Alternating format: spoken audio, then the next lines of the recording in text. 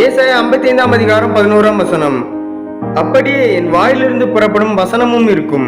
அது வெறுமையாய் என்னிடத்திற்கு திரும்பாமல் அது நான் விரும்புகிறதை செய்து நான் அதை அனுப்பின காரியமாகும்படி வாய்க்கும்.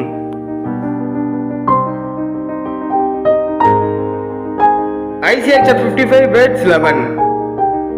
So is my word that goes out from my mouth, it will not return to me empty, but will accomplish what I desire and achieve the purpose for which I sent it. Amen.